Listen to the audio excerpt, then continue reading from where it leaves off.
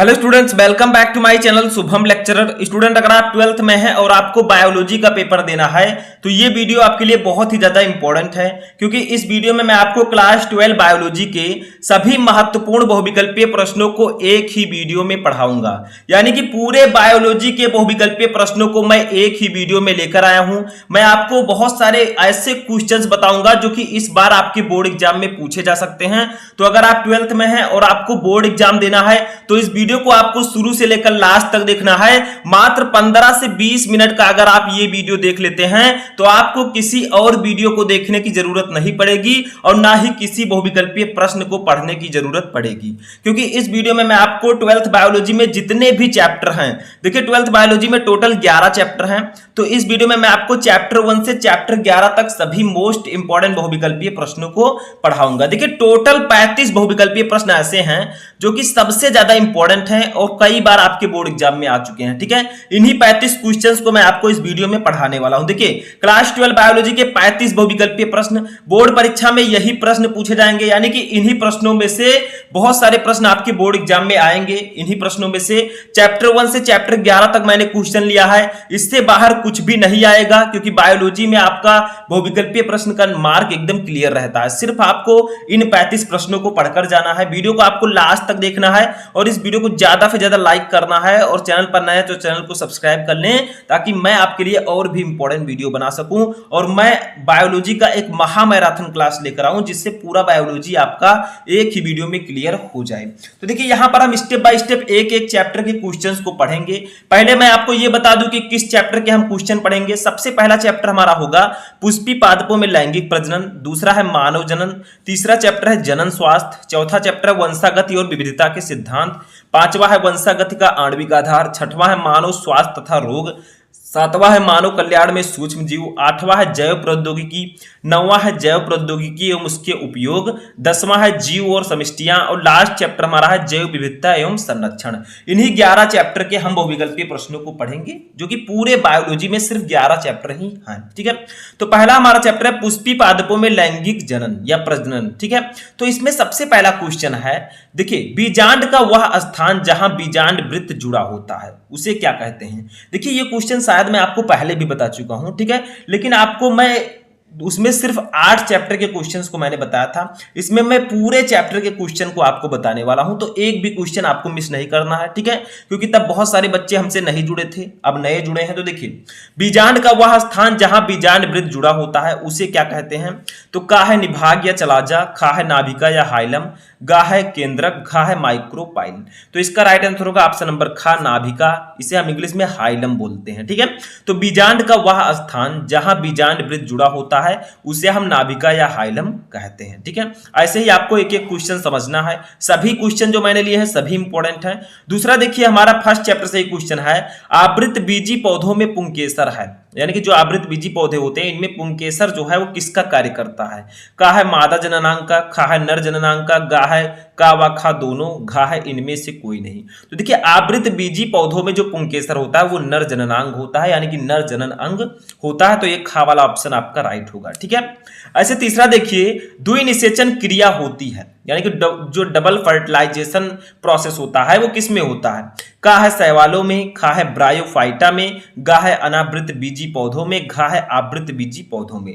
तो देखिए जो द्विनिषेचन प्रक्रिया होती है वो आवृत बीजी पौधों में होती है, डबल फर्टिलाइजेशन। ठीक है, जैसे आप पुष्प को ले लीजिए, फूल गुड़हल हो गया, ठीक है, इन सब में तो इस प्रकार से द्विनिषेचन प्रक्रिया इस सब में होती है। ठीक है, समझ में आ गया। चलिए फोर्थ क्वेश्चन देखते हैं। तो देखिए जो हमारा फोर्थ क्वेश्चन है ये भी हमारे फर्स्ट चैप्टर से ही है। देखिए जैसे सेकंड चैप्टर आएगा मैं आपको बता दूंगा। यहाँ पर मैंने जैसे सेकंड चैप्टर का यहाँ पर नाम लिख दिया है, इसके नीचे हम सेकंड चैप्टर के क्वेश्चंस को पढ़ेंगे। तो देखिए चौथा क्वेश्चन है, एक प्रारूपी आवृत बीजी भ्रूणकोश परिपक्व होने पर होता है, यानी कि एक प्रारूपी आवृत बीजी भ्रूणकोश जब परिपक्व हो जाता है तो किस प्रकार का होता है। का है 7 केंद्रीय 8 कोशिकीय, खा है 7 केंद्रकीय 7 कोशिकीय, गा है 8 केंद्रकीय 7 कोशिकीय, घा है 8 केंद्रकीय 8 कोशिकीय। तो देखिए एक प्रारूपी आवृत बीजी भ्रूणकोश परिपक्व होने पर 8 केंद्रकीय 7 कोशिकीय होता है, तो ये गा वाला ऑप्शन आपका राइट होगा। ठीक है, ऐसे 5 नंबर देखिए, सैल्विया में परागण होता है। सैल्विया सैल्विया एक पौधा है, इसमें परागण किसके द्वारा होता है, पॉलिनेशन की क्रिया जो होती है वो किसके द्वारा होती है, का है जल द्वारा, खा है वायु द्वारा, गा है कीटों द्वारा, घा है इनमें से कोई नहीं। देखिए जो सैल्विया होता है इसमें परागण कीटों द्वारा होता है, ठीक है, तो ध्यान से समझना है, सभी क्वेश्चन मोस्ट इंपोर्टेंट है। छठवां क्वेश्चन देखिए, पुष्पीय पादप का कौन सा भाग अगुणित रहता है, यानी कि यन होता है, ठीक है, का है जड़, खा है पत्ती, गा है नर युग्मक, घा है युग्मनज। तो देखिए पुष्पीय पादप का जो नर युग्मक होता है ये अगुणित होता है, ठीक है, यानी कि यन होता है, तो ये आपका राइट आंसर होगा। तो ये थे हमारे 6 ऐसे क्वेश्चन जो कि हमारे फर्स्ट चैप्टर पुष्पीय पादपों में लैंगिक प्रजनन से थे। अब जो हमारा 7वां क्वेश्चन होगा ये हमारे सेकंड चैप्टर से है, जिसका नाम है मानव जनन। देखिए एंड्रोजेंस स्रावित होता है, एंड्रोजेंस जो है ये किसके द्वारा स्रावित होता है, का है लीडिंग कोशिकाओं द्वारा, खा है सर्टोली कोशिकाओं द्वारा, गा है स्पर्माइरिड्स द्वारा, घा है इनमें से कोई नहीं। तो देखिए जो एंड्रोजेंस होता है ये लीडिंग कोशिकाओं द्वारा स्रावित होता है, तो एक का वाला ऑप्शन आपका राइट होगा, ठीक है। लीडिंग कोशिकाएं कहां पाई जाती हैं, वृषण में पाई जाती हैं, ठीक है, जो टेस्टिस होता है। तो इस प्रकार से आपको ये समझना है, तो ये लीडिंग कोशिकाएं जो है एंड्रोजेंस का श्रावण करती हैं। चलिए 8 नंबर क्वेश्चन देखते हैं। अब देखिए 8वां क्वेश्चन जो हमारा है ये हमारे तीसरे चैप्टर से है, जिसका नाम है जनन स्वास्थ्य। देखिए क्या पुरुष से संबंधित है, इनमें से कौन सा प्रोसेस पुरुष से संबंधित है, का है वैसेक्टॉमी, खा है गोलियां, गा है ट्यूबेक्टॉमी, घा है इनमें से कोई नहीं। तो देखिए जो वैसेक्टॉमी है ये पुरुषों से संबंधित है, ठीक है, समझ में आया। तो वैसेक्टॉमी जो है ये पुरुषों से संबंधित है, जैसे नसबंदी हो गया। ऐसे देखिए हमारा नेक्स्ट है वंशागति, यानी कि नेक्स्ट जो 9 क्वेश्चन है ये हमारे चौथे चैप्टर से है, जिसका नाम है वंशागति और विविधता के सिद्धांत। देखिए क्वेश्चन क्या है कि वंशागति यानी कि आनुवांशिक इकाई है, वंशागति की इकाई क्या है, का है गुणसूत्र, खा है जीन प्रारूप, गा है गाल्जी काय, घा है जीन। तो देखिए वंशागति या आनुवांशिकी की इकाई जो होती है वो जीन होती है, ठीक है, तो ये घा वाला ऑप्शन आपका राइट होगा। अच्छा देखिए 10 नंबर क्वेश्चन है, किस कारण से वर्णांधता का विकास होता है, यानी जो कलर ब्लाइंडनेस रोग होता है ये एक आनुवांशिक डिजीज है, ठीक है, आनुवांशिक रोग है। तो इसका विकास किसके द्वारा होता है, का है अधिक सुरापान से, खा है आनुवांशिकी से, गा है विटामिन ए की कमी से, घा है अति सक्रिय एड्रेनल ग्रंथि से। तो देखिए आनुवांशिकी से ही वर्णांधता का विकास होता है, यानी कि वर्णांधता जो रोग है ये आनुवांशिक रूप से होता है, पीढ़ी दर पीढ़ी होता चला जाता है, ठीक है। वर्णांधता में क्या होता है, ये कलर ब्लाइंडनेस है, इसमें लाल और हरा कलर जो होता है इनमें जो है रोगी विभेद नहीं कर पाता, अंतर नहीं कर पाता, ठीक है। जो वर्णांधता से पीड़ित व्यक्ति है वो लाल और हरे में अंतर नहीं कर पाता। जैसे अगर उस व्यक्ति को बिठा दिया जाए, इधर लाल कलर दे दिया जाए और इधर हरा कलर दे दिया जाए, तो वो अंतर नहीं कर पाएगा, वो लाल को भी हरा बोल सकता है और हरे को भी लाल बोल सकता है, ठीक है। इसीलिए जो है इनको रेलवे ड्राइवर के रूप में नहीं लिया जाता है, ठीक है, नौकरी नहीं दी जाती है। ऐसे 11 नंबर देखिए, प्रभाविता एवं पृथक्करण के नियमों का प्रतिपादन किसने किया था, यानी कि जो प्रभाविता का नियम है और पृथक्करण का नियम है इसको किसने दिया था, का है डार्विन ने, खा है लैमार्क ने, गा है डीब्रीज ने, घा है मेंडल ने। तो देखिए मेंडल ने ही प्रभाविता एवं पृथक्करण के नियमों का प्रतिपादन किया था, तो ये घा वाला ऑप्शन आपका राइट होगा, ठीक है। तो 11 का घा वाला ऑप्शन सही होगा। चलिए 12 नंबर क्वेश्चन देखते हैं। तो देखिए 12 नंबर क्वेश्चन जो है हमारा इसी चैप्टर से है, मंगोली जड़ता किसके कारण होती है, यानी कि जो मंगोली जड़ता रोग होता है ये किसके कारण होता है, का है लिंग गुणसूत्रों की एकल सूत्रता से, खा है 21वीं जोड़ी के अलिंग गुणसूत्रों की एकल सूत्रता से, गा है लिंग गुणसूत्रों की एकाधि सूत्रता से, घा है 21वीं जोड़ी के अलिंग गुणसूत्रों की एकाधि सूत्रता से। तो इसका राइट आंसर होगा ऑप्शन नंबर खा, यानी कि जो मंगोली जड़ता रोग होता है ये 21वीं जोड़ी के अलिंग सूत्रों की एकाधि सूत्रता से होता है, ठीक है। तो एक घा वाला ऑप्शन आपका राइट होगा। ऐसे 13 नंबर देखिए, द्विसंकर टेस्ट क्रॉस का अनुपात है, यानी कि जो डाई हाइब्रिड क्रॉस है इसका अनुपात क्या है, इसका रेशियो क्या है, का है 3:1, खा है 1:1, गा है 9:3:1, घा है 1:1:1। तो इसका राइट आंसर होगा ऑप्शन नंबर गा 9, यानी कि 9:3:3:1, ठीक है। ये होता है डाई हाइब्रिड क्रॉस का रेशियो, यानी कि अनुपात द्विसंकर टेस्ट क्रॉस का, ठीक है। ऐसे 14 नंबर क्वेश्चन देखिए, कौन सा आनुवांशिक विकार 21वें क्रोमोसोम की त्रिसूत्रता के कारण होता है, यानी कि इनमें से कौन सा आनुवांशिक रोग है जो 21वें क्रोमोसोम की त्रिसूत्रता के कारण होता है, यानी कि हमारे अंदर 23 जोड़ी गुणसूत्र पाए जाते हैं, तो जो 21वां क्रोमोसोम है उसकी त्रिसूत्रता के कारण, जो 21वां क्रोमोसोम है उसमें 2 के अलावा 3 हो जाते हैं, ठीक है, 3 गुणसूत्र। तो देखिए का है क्लाइनेफिल्टर सिंड्रोम, खा है टर्नर सिंड्रोम, गा है डाउन सिंड्रोम, घा है थैलीसीमिया। तो इसका राइट आंसर होगा ऑप्शन नंबर गा डाउन सिंड्रोम। देखिए डाउन सिंड्रोम जो है ये एक आनुवांशिक रोग है और ये 21वें क्रोमोसोम की त्रिसूत्रता के कारण होता है। ऐसे 15 नंबर क्वेश्चन देखिए, ये आपका है आपके नेक्स्ट चैप्टर से जिसका नाम है वंशागति का आणविक आधार। मैंने यहाँ पर चैप्टर नहीं लिखा है लेकिन समझ लीजिए। देखिए हर गोविंद खुराना जाने जाते हैं। हर गोविंद खुराना किसके लिए जाने जाते हैं? का है प्रोटीन संश्लेषण के लिए, खा है आरएनए संरचना की खोज के लिए, गा है डीएनए संरचना की खोज के लिए, घा है डीएनए लाइगेज एंजाइम की खोज के लिए। तो हर गोविंद खुराना जो है वो प्रोटीन संश्लेषण के लिए जाने जाते हैं। तो एक का वाला ऑप्शन आपका राइट होगा। समझ में आ गया? चलिए नेक्स्ट क्वेश्चन देखते हैं। तो देखिए नेक्स्ट क्वेश्चन भी हमारा इसी चैप्टर से है। संदेश वाहक आरएनए का निर्माण होता है, यानी कि जो एमआरएनए होता है, ठीक है, एमआरएनए, इसका निर्माण कहाँ होता है? का है केंद्रक में, खा है राइबोसोम में, गा है गाल्जी काय में, घा है एंडोप्लाज्मिक रेटिकुलम में। तो इसका राइट आंसर होगा ऑप्शन नंबर का केंद्रक में। देखिए संदेश वाहक आरएनए का निर्माण केंद्रक में होता है, यानी कि न्यूक्लियस में होता है, ठीक है। ऐसे 17 नंबर जो हमारा क्वेश्चन है ये हमारे 6वें चैप्टर से है जिसका नाम है मानव स्वास्थ्य तथा रोग, ठीक है। इसमें आपको रोगों के बारे में बताया जाएगा। तो ये हमारा 6 नंबर चैप्टर से है। तो देखिए क्वेश्चन क्या है कि चिकनगुनिया विषाणु का वाहक है, यानी कि जो चिकनगुनिया होता है इसके विषाणु का वाहक कौन है? का है क्यूलेक्स मच्छर, खा है एडीज मच्छर, गा है एनोफ्रीज मच्छर और घा है इनमें से कोई नहीं। तो देखिए जो चिकनगुनिया विषाणु का वाहक है वो है आपका ऑप्शन नंबर खा एडीज मच्छर, ठीक है। ये चिकनगुनिया विषाणु का वाहक है। 18 नंबर हमारा है पीत ज्वर का वाहक है, यानी कि जो पीत ज्वर है टाइफाइड, इसका वाहक कौन है? का है एनोफ्लीज, खा है क्यूलेक्स, गा है एडीज, घा है मस्का। तो इसका राइट आंसर होगा ऑप्शन नंबर का एडीज मच्छर, ठीक है। पीत ज्वर का वाहक भी एडीज मच्छर है, तो ये गा वाला ऑप्शन आपका राइट होगा। ऐसे 19 नंबर क्वेश्चन देखिए, टीबी के टीके का नाम है, यानी कि जो टीबी रोग होता है ट्यूबरक्लोसिस, इसके टीके का नाम क्या है? कौन सी वैक्सीन दी जाती है टीका, ठीक है। का है पीएएस, खा है ओपीबी, गा है डीपीटी, घा है बीसीजी। तो देखिए टीबी के टीके का नाम है बीसीजी, ठीक है। तो एक घा वाला ऑप्शन आपका राइट होगा। ऐसे 20 नंबर क्वेश्चन देखिए, निम्नलिखित किस रोग की पुष्टि बिडाल परीक्षण द्वारा की जाती है, यानी कि इनमें से कौन सा रोग है जिसका टेस्ट बिडाल टेस्ट, जिसका जो है जिसकी पुष्टि बिडाल परीक्षण द्वारा की जाती है। बिडाल टेस्ट के द्वारा उसको जाना जा सकता है उस रोग को। का है टाइफाइड, खा है मलेरिया, गा है अतिसार पेचिश, घा है फाइलेरिया। देखिए जो टाइफाइड है इसको पहचानने के लिए हम बिडाल टेस्ट करते हैं डॉक्टर, ठीक है। तो जो है टाइफाइड रोग की पुष्टि बिडाल परीक्षण द्वारा की होती है, ठीक है। तो एक का वाला ऑप्शन आपका राइट होगा। समझ में आया? चलिए 21 नंबर क्वेश्चन देखते हैं। तो देखिए 21 नंबर क्वेश्चन हमारा है जो कि हमारे नेक्स्ट चैप्टर से है जिसका नाम है मानव कल्याण में सूक्ष्म जीव, ठीक है। देखिए क्वेश्चन क्या है कि पेनिसिलिन की खोज किसने की? ये हमारे 5वें चैप्टर का क्वेश्चन है कि पेनिसिलिन की खोज किसने की? का है बीजमान ने, खा है स्मिथ ने, गा है फ्लेमिंग ने, घा है आर्बर ने। तो देखिए पेनिसिलिन जो है ये एक एंटीबायोटिक है और इसकी खोज की थी फ्लेमिंग ने, ठीक है। तो पेनिसिलिन की खोज फ्लेमिंग ने की थी। पेनिसिलिन एक एंटीबायोटिक है, यानी कि एक प्रतिजैविक है, ठीक है। अच्छा 22 नंबर क्वेश्चन देखिए इसी चैप्टर से, बीटी जीव विष किस जीवाणु द्वारा उत्पादित होता है? यानी कि जो बीटी टॉक्सिन होता है, बीटी जीव विष होता है, ये किस जीवाणु द्वारा उत्पादित होता है? का है बैसिलस बुल्गैरिस, खा है बैसिलस थुरिनजिएंसिस, गा है बैसिलस सबटाइलिस, घा है बैसिलस मेगाथीरियम। तो इसका राइट आंसर होगा ऑप्शन नंबर खा बैसिलस थुरिनजिएंसिस, ठीक है। इस जीवाणु द्वारा बीटी जीव विष को उत्पादित किया जाता है।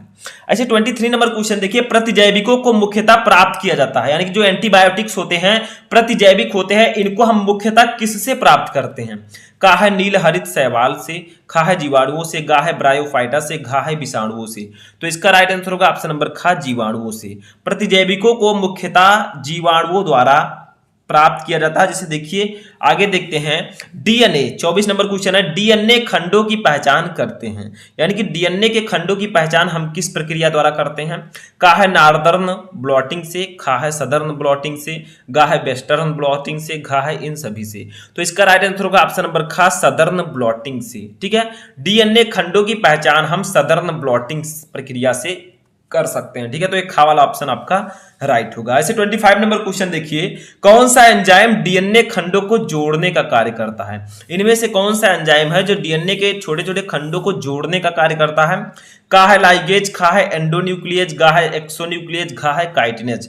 तो इसका राइट आंसर होगा ऑप्शन नंबर का लाइगेज। डीएनए लाइगेज जो होता है ये डीएनए खंडों को जोड़ने का कार्य करता है, ठीक है, लाइगेज। समझ में आया? चलिए 26 नंबर क्वेश्चन देखते हैं। तो देखिए 26 नंबर क्वेश्चन जो है ये हमारा नेक्स्ट चैप्टर से है। ठीक है, किस चैप्टर से है ये हमारा है जैव प्रौद्योगिकी सिद्धांत व प्रक्रम चैप्टर से। ठीक है, इससे पहले भी मैंने कुछ क्वेश्चंस बताए थे। देखिए क्वेश्चन है कि जेनेटिक इंजीनियरिंग का उपयोग होता है। जो जेनेटिक इंजीनियरिंग है इसका उपयोग किस क्षेत्र में होता है? तो देखिए का वाला ऑप्शन है कृषि क्षेत्र में, खा है चिकित्सा में, गा है वैक्सीन निर्माण में, घा है उपरोक्त सभी में। तो देखिए जो जेनेटिक इंजीनियरिंग है इसका उपयोग उपरोक्त सभी में होता है, यानी कि कृषि के क्षेत्र में भी होता है, चिकित्सा में भी होता है और वैक्सीन निर्माण में भी होता है। ऐसे 27 नंबर क्वेश्चन देखिए, किस पदार्थ का संश्लेषण जीनी अभियांत्रिकी द्वारा औद्योगिक स्तर पर किया जाता है? यानी कि इन चारों में से कौन सा पदार्थ है जिसका संश्लेषण जीनी अभियांत्रिकी द्वारा औद्योगिक स्तर पर करते हैं? का है मानव वृद्धि हार्मोन, खा है इंसुलिन, गा है इंटरफेरॉन, घा है इन सभी का। तो इसका राइट आंसर होगा ऑप्शन नंबर घा, इन सभी का। यानी कि मानव वृद्धि हार्मोन, इंसुलिन, इंटरफेरॉन, इन सभी का संश्लेषण जीनी अभियांत्रिकी द्वारा औद्योगिक स्तर पर किया जाता है। ये जैव प्रौद्योगिकी एवं इसके उपयोग चैप्टर का क्वेश्चन है। ठीक है, नेक्स्ट हमारा है देखिए बीटी टॉक्सिन किस जीवाणु से बनता है? बताइए, जो मैंने अभी बताया था बीटी विष किस जीवाणु से बनता है वही क्वेश्चन यहां पर आ गया। तो का है बैसिलस वल्गैरिस, खा है बैसिलस थुरियनजिएंसिस, गा है बैसिलस सबटाइलिस और घा है बैसिलस मेगाथीरियम। तो इसका राइट आंसर होगा ऑप्शन नंबर खा, बैसिलस थुरियनजिएंसिस। ठीक है, जो बीटी टॉक्सिन है ये बैसिलस थुरियनजिएंसिस जीवाणु से बनता है, तो ये आपका राइट आंसर होगा। ऐसे 29 नंबर क्वेश्चन देखिए, दलहनी पौधों की जड़ों में पाया जाता है। ये हमारा जो क्वेश्चन है ये 10th चैप्टर से है, जीव और समष्टियां। ठीक है, तो क्वेश्चन है कि दलहनी पौधों की जड़ों में क्या पाया जाता है? का है राइजोबियम, खा है एजेटोबैक्टर, गा है स्यूडोमोनास, घा है ये सभी। तो इसका राइट आंसर होगा ऑप्शन नंबर घा, ये सभी। देखिए दलहनी दलहनी पौधों की जड़ों में राइजोबियम, एजेटोबैक्टर और स्यूडोमोनास ये सभी पाए जाते हैं। तो ये घा वाला ऑप्शन आपका राइट होगा। ठीक है, तो ये आपका है 10 नंबर क्वेश्चन चैप्टर का क्वेश्चन जीव और समष्टियां से। ठीक है, चलिए 30 नंबर क्वेश्चन देखते हैं। तो देखिए 30 नंबर क्वेश्चन हमारा है इसी चैप्टर से, ऐसी पारस्परिक क्रिया जिसमें एक जाति को लाभ होता है और दूसरी जाति को न लाभ होता है न हानि, उसे क्या कहते हैं? यानी कि ऐसी पारस्परिक क्रिया जिसमें एक जाति को लाभ हो और दूसरी जाति को न लाभ हो न हानि हो, तो उसे क्या कहते हैं?